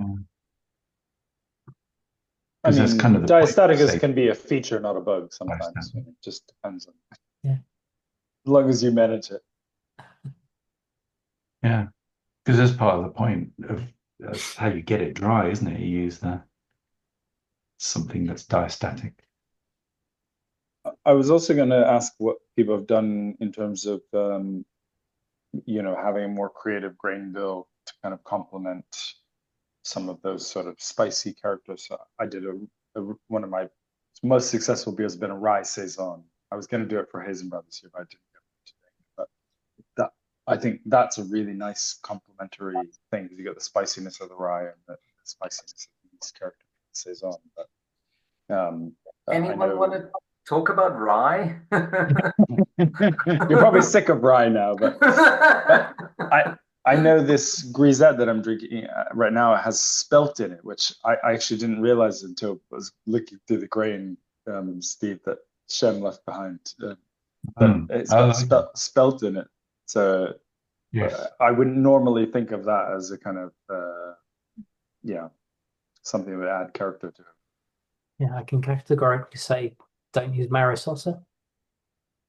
It just makes it a little bit too malty, bit too flabby. You don't get that sort of light, spritzy character. Yeah, I made a few saisons with it in just because it's what I had when I was brewing sort of commercially, and they went down all right, but you wouldn't have classed them as a saison, really. Yeah, my version that I had from 2 years ago, that had a crystal rye in it, just a small amount. So I've How just did it blended come? just blended sort of a 2 year old and this year's, and I don't know. I'm not sure which is better. I mean, the fresh one from this year certainly doesn't have the sort of funkiness to it that the other one does. So maybe that's just because the age of the old one. I'm not sure, but the fresh one certainly tastes a bit more sort of peppery and a bit more spicy. So and that was with the cross Maloof yeast.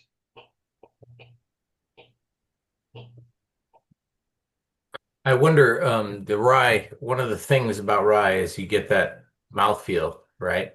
I mean, after Hazenbrow, um, the Hazenbrow for me kind of debunked the spiciness of the rye because, like, most of those beers, if they were spicy, you could attribute the spice to something other than the malt. And my own beer that I made, definitely the spiciness came from the yeast and maybe the hops, not the malt. Despite, and then I had another rye beer that I entered in a competition as a rye beer, and it had like 40% rye, and it came back as, maybe you shouldn't enter this as a rye beer because it doesn't have that spiciness. So I'm kind of, I mean, I don't care about winning, but when nobody else tastes Really? rye as spicy, I feel like, well, maybe that's not real. Um, Yeah. but the I didn't know that. mouthfeel is, and the other lesson of Hazenbrow for me was like the mouthfeel is absolutely real.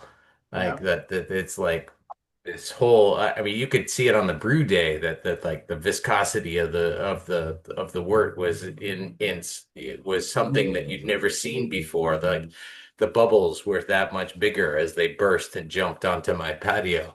Um, it was bizarre. Um, and so I wonder if those are like long chain carbohydrates that a Saison yeast would just slowly hit away at, and it would take a really long time to break them all down into the fermentables that it will eventually turn into alcohol. And so I kind of wonder about that. So it'd be interesting to know if anybody has any experience with like getting up there with the rye and then throwing a Saison yeast at it just to see if bottles will explode or, um, well, you know, what kind of thing's about to happen. That It could be seems to be exciting. it seems like you're pulling in opposite directions, doesn't it? You're pulling one lever and then the other. It's like, why? Yeah, yeah. Yeah. My understanding of these things is really incomplete, but a tale of exploding bottles would perhaps convince me. Isn't it that the rye is there to give it the mouthfeel that because it's such a high attenuating yeast, you add in some rye to give it some mouthfeel. I mean, I'm assuming. Seeing as that was the learning from the Hazenbrow that it's only about mouthfeel from rye. There's nothing to do with spiciness or earthiness or anything. It's just there for body. But then would that Yeah. fit with the spritzy light character of a saison? It just Yeah. if it did do that, like yeah, My I have done my It Saisons did favorite. rye have in it. spiciness. I mean, Sorry. it is. I My mean, definitely with the saison, it's spicy as in peppery, Yeah. not spicy as in maybe a slightly sweet spice that you're going to get from rye. Yeah, I feel like I'm missing something because there's definitely a lot of award-winning rye Belgian beers that have to be dry and not have huge mouthfeel. If you had a huge mouthfeel in a blonde or a saison, you go, it's kind of too viscous, and yet many of the rye beers we had at Hazenbrow were kind of like, wow, there's the mouthfeel by itself is something going on. mm, you're halfway to gravy. That's another great name for a beer.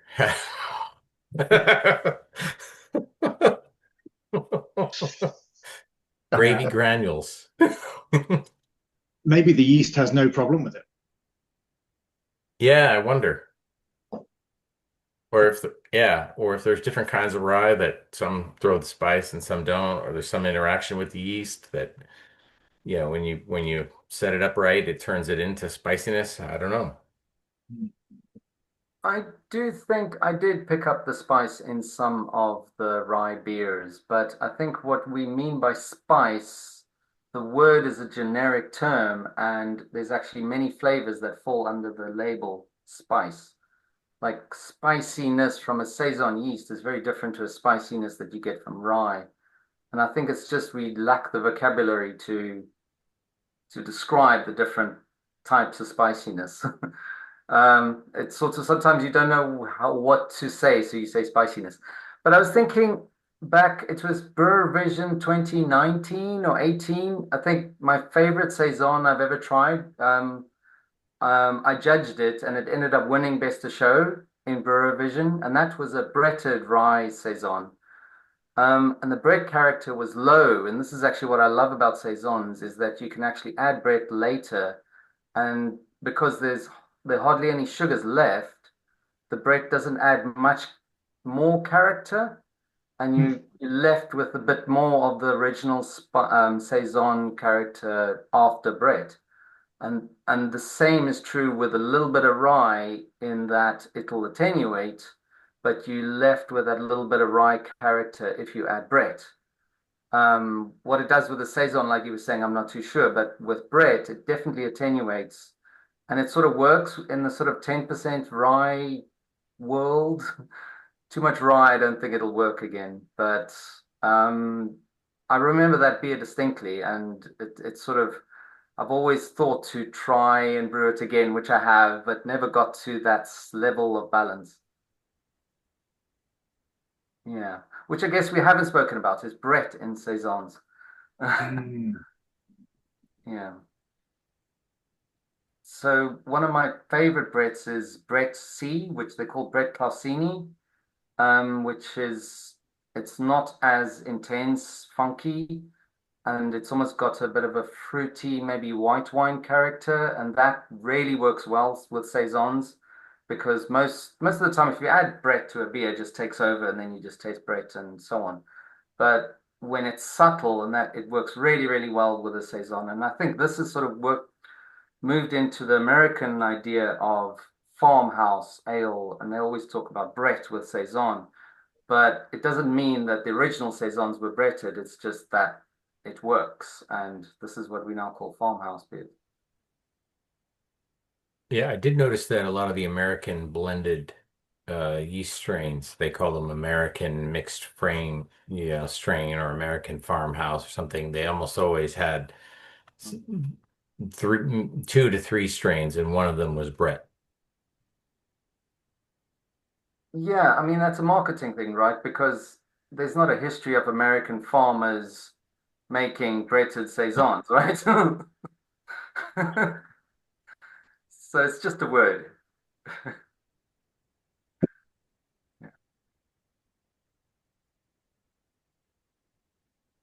Well, we have one more beer on our list here, the Burning Sky. I was just about to suggest that. And this one's different. This one is spiced. I put a link in the chat a few days back in the Slack chat. And there should be a link there that you can go and find. I'll see if I can find it. Rustic Spring. I will put it in the Zoom chat now.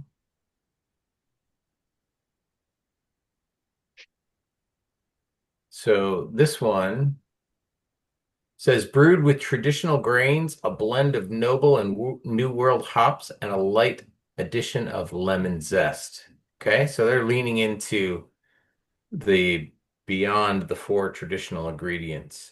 A lean, crisp farmhouse beer that evokes a feeling of awakening that spring brings to us. 4.2% malted barley wheat spelt in here.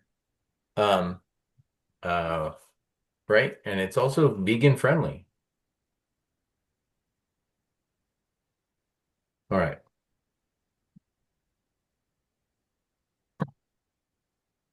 Should we have a comfort break for an hour or, I mean, 5 or 10 minutes? We've been going hard here.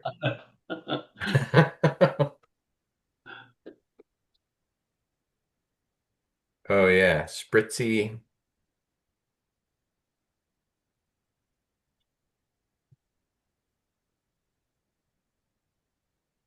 We've just done them out of order. I've just had that one. You're ahead I've of the just curve, poured Steve. myself the Saint Folian dry hop. I'm behind here. It's not a race.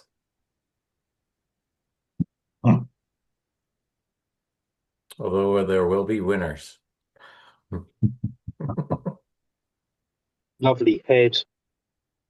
Nice lacing on the glass. Really kind of Pale, peppery pale aroma. straw. Yeah. Yeah, The peppery, best. hoppy. You hit the lemon, picking Yeah, up the lemon. yeah. Get the zest. Really lovely, inviting aroma. The thing I love about the lemon is that it doesn't stick out too far. Yeah. You know, everything else is there too.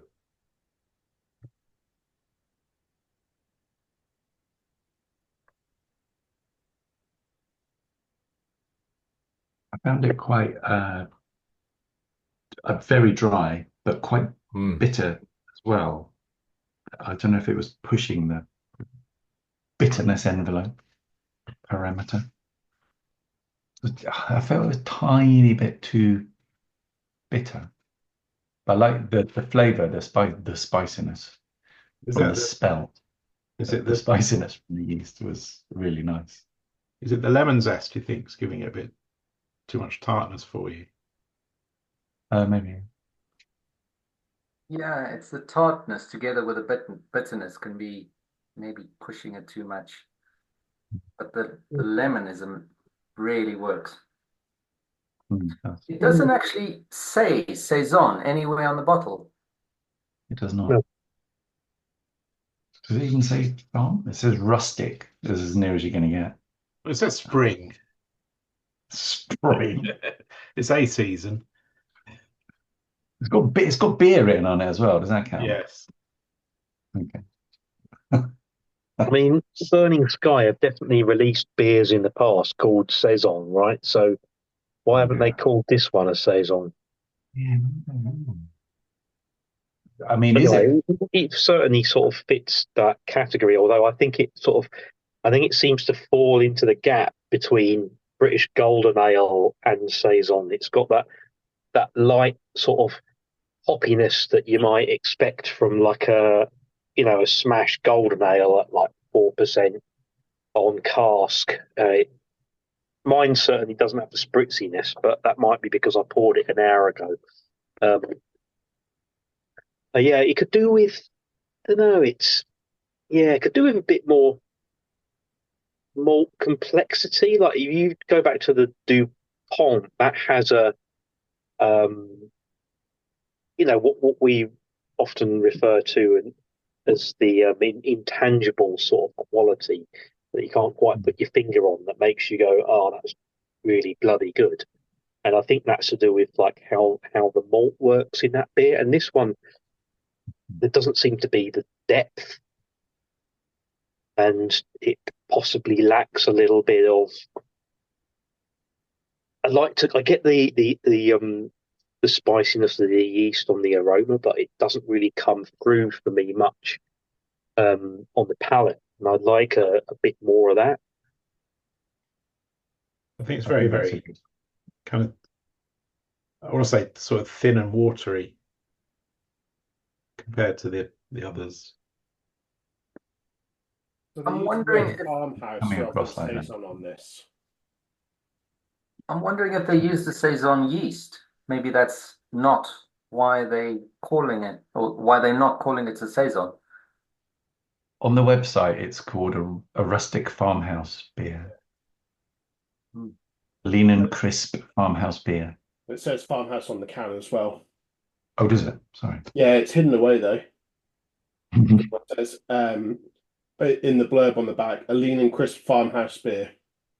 Oh, yeah, sorry. Beg your pardon. But the Yeah, image because I was also looking it has up where I got it from, and actually they don't use the word. It's not categorized as a saison there either, but as a farmhouse. But if I look on the other Burning Skies available, they do have, for instance, their oak age saison. So it's definitely a term they do use, but not for this bit. I'm I sure. should email them and ask. I think I'll write into the Telegraph in disgust instead. I was disgusted to open this alleged saison. Angry I get for the the impression a outdoors lot of products. their brand is around kind of seasonality though, because they often do like, you know, a summer beer or a spring beer, you know, like that's kind of part of it, which is interesting because I think there's something about a saison style, which I think naturally I would at least associate with more sort of spring or summer. You know, it's interesting because yeah, I mean, I guess there are sort of darker sort of winter saisons, but actually I wouldn't naturally associate it with that, you know, amongst other beer styles. Yeah, I think they were originally brewed in the summer, weren't they, the saisons anyway? But for some reason, I also think spring.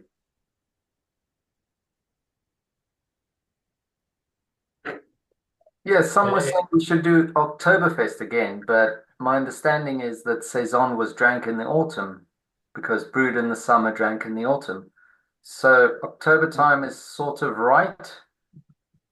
I thought it was served during the summer, for the summer harvest, but Yeah. Oh, okay. Oh, so we're a bit late. Okay. and brewed in winter when Hmm. to keep the workers employed. Well, I gathered it was quite a lot to do with the fact that you couldn't brew in the summer. So, because of the temperature being too high. So, the, you know, in the Marsens and the October as being the times when you could March to October. Sorry, October to March when you Yeah, could yeah, brew. for lagers, but the Saison yeasts can take the temperature. So that's why I thought Saisons were brewed in the summer because that's the only beer they could make with this yeast at those temperatures. Um, but I might be wrong, but I'm fascinated that everyone has a different story. yeah. I'm just going by the presentation. I have my facts from half an hour ago. Yeah, they Saison, but which season? So which season? We don't know.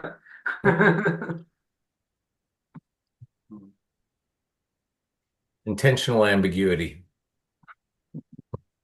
Just looking down their list actually on their website and all their most recent beers, which are, I'm assuming the ones at the top, they're all rustic or farmhouse or these rustic summer beer and this rustic spring beer, rustic table beer, petite farmhouse beer.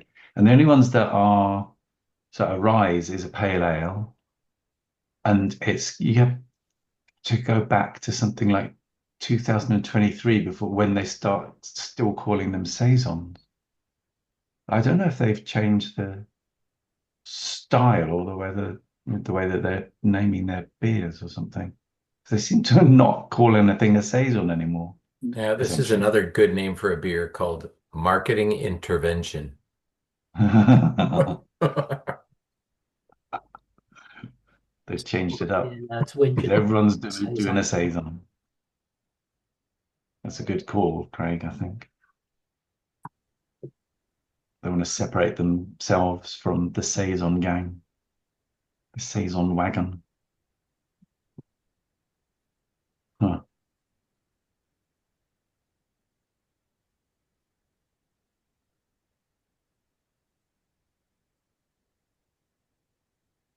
So I've got It's something different. It's a red wine barrel aged saison. It's only 5.8, and yeah, it's super interesting. I mean, yeah, really sort of floral, and you can definitely taste the wine and like the wine character in there, but like you described with Brett, Jacques, and but again, bone dry, not loads of yeast character. So I'm wondering whether they've used a genuine saison yeast or just something to take it very low.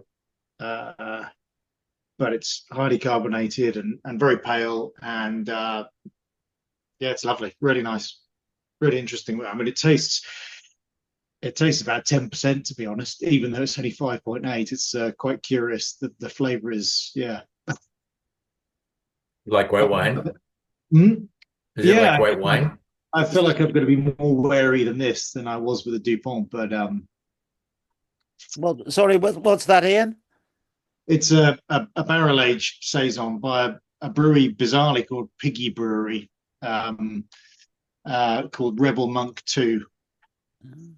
Yeah, it's interesting. Yeah, very interesting.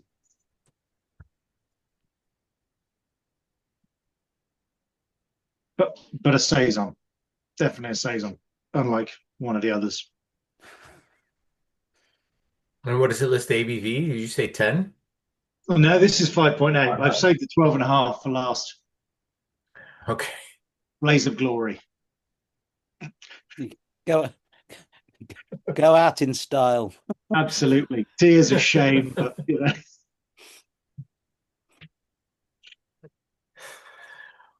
I can't not hear the song Blaze of Glory.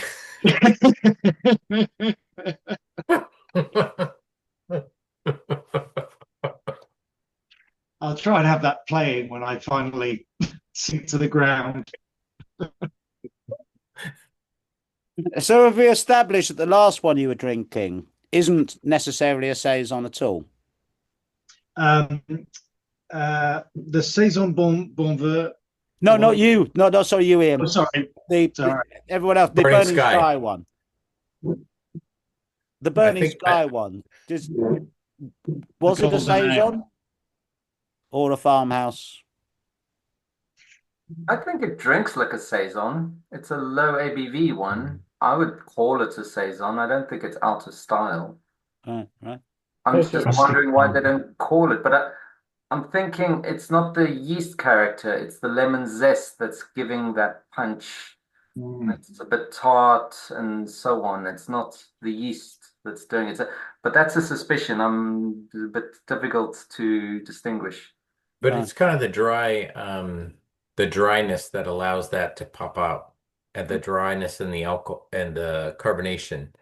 So if it had been some malty beast with, lemon zest, we'd be talking about it differently. So somehow they've kind of, whether it's the yeast or not, they're looking at something dry.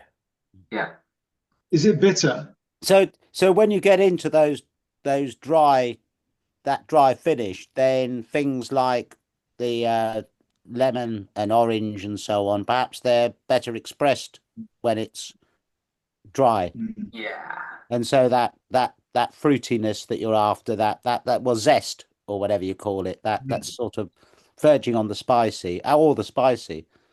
Yeah, and the hops comes to play as well. That balance is very important. This one, I think, is like Steve was saying, maybe a little bit too bitter, but you get this biting ending, which is really good. The biting, dry ending. Lemon zest, tart, bitter, but no real malt. But it's reminiscent of a saison, so yeah. I don't know. Maybe this is how you make a saison without saison yeast as a method, but I think difficult to get the balance. I've just dropped a definition into the chat of saison versus farmhouse. Apparently, all saisons are farmhouse, but not all farmhouses are saisons. So saison is a type underneath farmhouse, including Beer de Gar.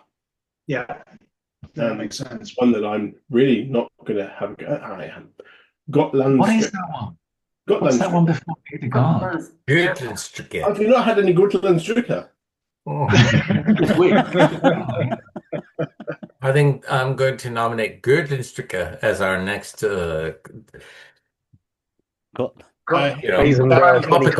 topical meeting. Yeah. Giesenbrow, right. Gutlandstücke. Gotland is an island that belongs to Sweden, between Germany and Sweden, and it's belonged to various different countries, but their farmers make a certain version of sati apparently, and you can only get it from the farmers there.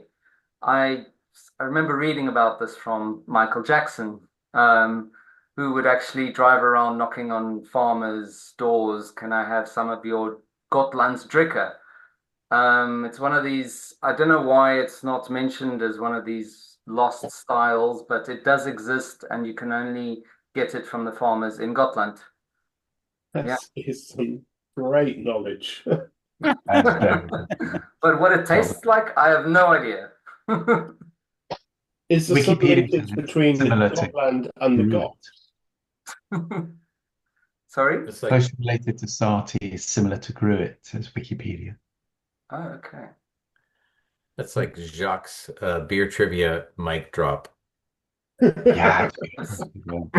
One day we'll do a trip to Gotland and we'll have a group of 10 lab people knocking on farmers' doors. I can't get It's the a image of the farmhouse. other Michael Jackson knocking on farmers' doors, though. Sorry. I love us getting up hungover going, which doors are we knocking on today? You take the left side, I'll take the right. And who's going to stand in the middle and get punched? You grab his legs.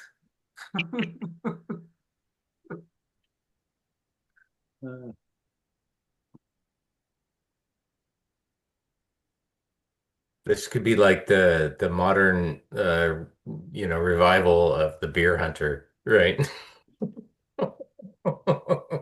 Yeah, retrace the steps of the beer hunter. It's okay. It's only 5.5 hour flight from Heathrow. Do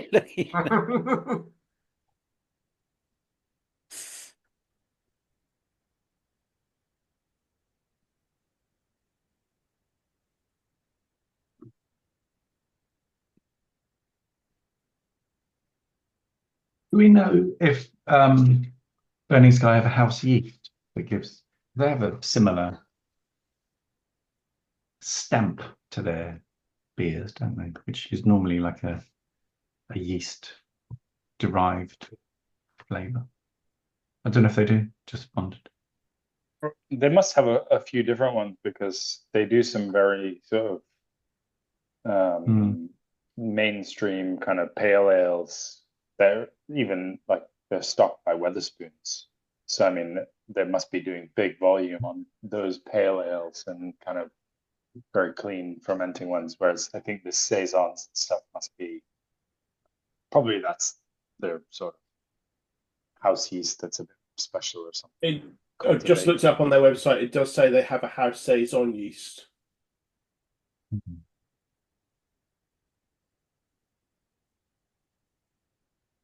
They might contract brew the Visit them, by the stuff, way. mightn't they? Oh, sorry, Joe. I was just saying they might contract brew the stuff for Wetherspoons. They can get it out in huge amounts and cheap. And they don't need to worry about infecting it with whatever funkiness is in their brewery. They probably wouldn't even make any money contract brewing it. The Wetherspoons, so they basically wouldn't even pay enough to contract brew something. Yeah. What is it they have in spoons? Is it a rise? At the moment, they have what was it? I mean, it's very rare. They'll have it, unlike when they have a beer festival, a few places will have it. So there's one that I just saw. There's one called What Gives, which they've got in a pub in Brighton at the moment, or Wetherspoons in Brighton. But they have had a rise in the past, and I think they've had one or two other ones. But yeah, and I mean they serve it on cask, and I'm all in favor of keeping cask alive. So I try to sort of see what is interesting out there. But yeah, it's just one of those ones that's surprising to me because I wouldn't have pegged them as the type of people that would have any trucker trade with spoons. But you'd be surprised. You can see some interesting beers in there. Yeah. So apparently all of their beers are brewed with their house blend, which is a blend of a Belgian Saison isolate, Brett, and Lacto, and even a Rise. Yeah, is brewed with that. Oh, right. Oh, interesting find. And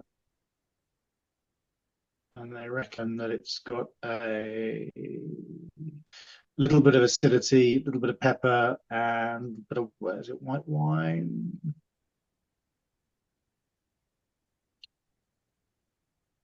Yeah. Considering how close Burning Sky actually is to London, perhaps it's a brewery we ought to get in contact with, and try and have your man along to do a talk, or we go for a visit or something. I mean, it's not that far from Lewes. I mean, it's not that accessible because there's no railway station within about 15 miles, but So yeah, last time when planting a we did little seed there.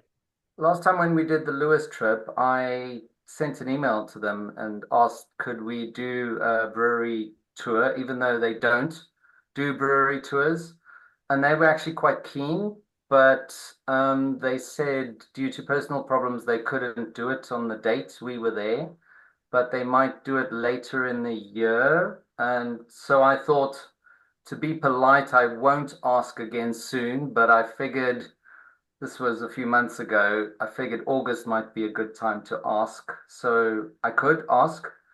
Um, I tried to sell it as we're a big homebrew club. We're really interested in mixed fermentation and saisons, especially.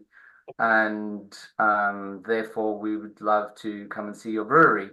And he said yes, but can't talk now, sort of thing. So maybe I'll send an email again and we can do it. I think it's about a 25 minutes taxi from Lewis Station to get there. He said the biggest problem is they don't have a place to drink. Like Oh. he's got some beers to share, but we'll have to stand somewhere or something. I said we'll bring some homebrew, but they were keen. I don't know where we are. It would have been really, really good to do that as a part of this talk and everything, but yeah, that hasn't worked out. Um, yeah, maybe I'll suggest October. Or Definitely. I mean, any time really, I Anytime, suppose. Just anytime. Yeah, maybe whenever we tell them any weekend and then we see what they say. Okay. whenever's convenient for them. Although obviously standing potentially outside in December might not be the best. Yeah, okay. The sooner the better. Yeah, Yeah. yeah. You'd huddle around a fermenter. I think the lockdown has shown that we are quite adaptable. We'll bring our own fires. Each one will bring his own saison, and then they have to try them all. 12%. Yeah, that would be fun. That would be fun. Rather than, just drink their beer, get him to do some work. Be really, but joking apart, it'd be really interesting to get his take. Yeah. One of the things we're about an hour and 2 hours and 20 minutes in, and 5 beers in, and if you're Ian, maybe 6 or 7 beers in, but the I still have one to go, the 12 and a half. Starting my plan. Let's do it. you've been doubling down the whole day. But I'm kind of wondering, we have a meeting in October where we're brewing saisons, right? What are people thinking about if they haven't brewed it already? What are they thinking? Are they going to shoot for the middle and the classic and something DuPont-esque? Or are they, going for the table and the session version? Or are they going dark and big?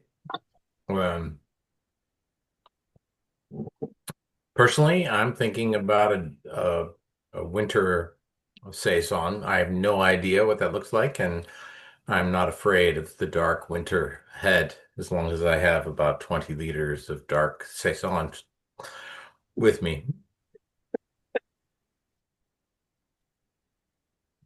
You can get the 25 bus from Lewis. Ah, I think we just need someone to drive the lab minibus. Minibus. I take it back. Now I'm very afraid. the bus on the way and the taxi on the way back. 3 hours, 5 minutes from my house.